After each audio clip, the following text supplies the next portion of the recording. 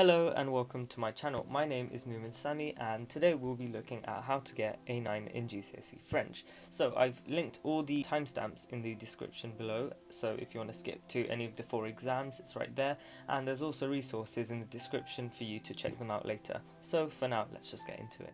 So firstly we have French listening, and this is probably one of the least favourite exams there are because of how fast the people speak, and we can't really slow them down, so the only thing we can do is make ourselves more comfortable at the speed they do speak in. Firstly, you can find listening tracks online on websites such as BBC Bitesize. They've got loads of resources that can help with French listening and other aspects as well. If you have a textbook, you might find listening exercises in that. I really highly recommend you do them because it's just a really great way in revising. Another idea, and this one I kind of stand by, is to listen to French media such as songs, films, TV series and even podcasts. It gets you more immersed in the French speaking world, and you will find less of a problem in understanding what the French people are saying. And I promise you, it is probably one of the best ways to get better at French listening. There are loads of French songs out there, but you might not find something that you like. So another idea that you can do is to get an English song that you do like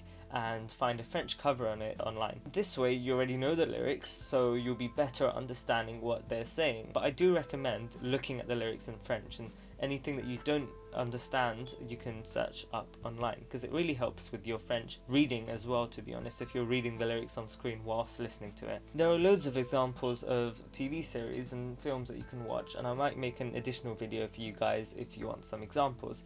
But one that I've watched quite recently was called Lupin, and it's a great TV series. I highly recommend it. It's great for your French, and I think have subtitles on, but French subtitles on, not English, because that way you're actively trying to understand what the French people are saying, which makes it a bit more tougher, and you have to kind of like use your active recall in a way. Anything you don't really understand you can just search up online. And of course French podcasts. One in particular is from the language learning app Duolingo, and they've got a French podcast which not only helps you learn French but also helps you listen to different stories from French people. So that's all there is for French listening. Let's go on to reading.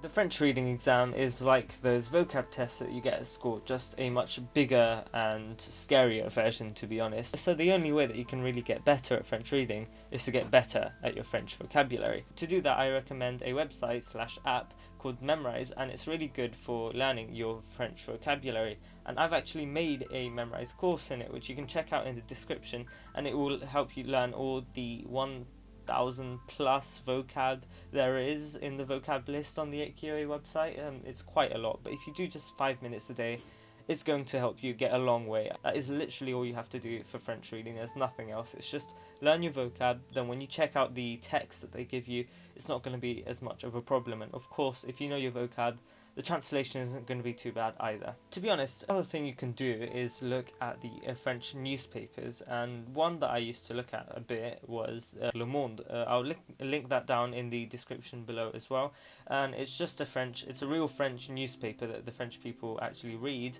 and it's just a nice way to look at the news but also in French. And anything that you do find that you don't know the meaning of course, check it online. Make sure you don't just leave it. Another website that might help is called Un Jour en Actu, and it's a really nice website for just learning new facts and stuff, but it's all in French. It's a children's website, but it's got loads of videos and it's got loads of articles that you can read, and it's just a nice way to learn new facts but also improve your French. The French writing exam is probably one of my strongest out of the 4, and that's why I'm probably going to make an additional in-depth video about the French writing exam with some additional tips and info. If you want to see that, make sure you like and subscribe so you don't miss out. But anyways, for writing, I suggest that you should plan before you write. Obviously, that's probably what all your teachers say.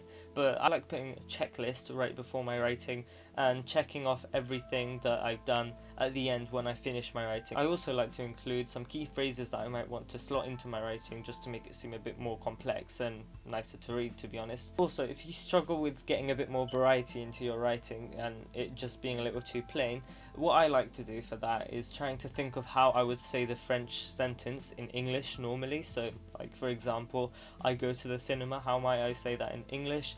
I could say, I don't know, I'll only go to the cinema if I feel like it. So that's a much more complex sentence, which is obviously going to be harder to translate, but that means you'll get more marks. Lastly, we have the French speaking exam, and it is definitely a terrifying exam, for me at least, because I would go in, I would do my speaking, and then I would come out and I would be terrified, because all I would remember are the things that went wrong, and I would be thinking, oh, I probably have done horribly in the exam, and then I check my results, and I'm like, wow, okay, I didn't do as bad. Anyways, for speaking, I suggest that you shouldn't go too over the top with your vocabulary, because it's really easy to get something wrong when you're under such pressure. But that being said, I do recommend that you learn a few pre-made phrases so you don't lack that complexity in your speaking.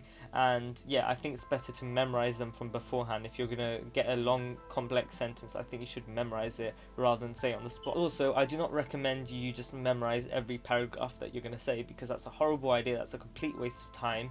If you want to kind of memorize a few lines and a few points and a few details, that's perfectly fine, but I think it's just it just takes too long to memorize everything. And if you actually check this speaking mark scheme, they also check whether what you're saying sounds rehearsed or not, or if it sounds fluent and natural, because yeah, that's an important point as well. It should not sound too robotic in a way, because that just doesn't make it seem like a French conversation. Don't memorize too little. I think memorizing a few things is really important as well, because you don't want to go completely blank. At least you have a few points and phrases that you can quickly use in an emergency. By the way, if you guys want a more in-depth video on the French speaking exam, because I kind of touched on it quite briefly, I'm more than happy to make a video on it. So if you want that, make sure you leave it in the comments below and tell me that you want a video. That's it for the video. If you want more study tips and revision videos, make sure you subscribe to the channel, and make sure to like the video if you want more like it, and leave in the comments which of the 4 aspects of the French GCSE exam you're strongest at. For me, it's writing, obviously,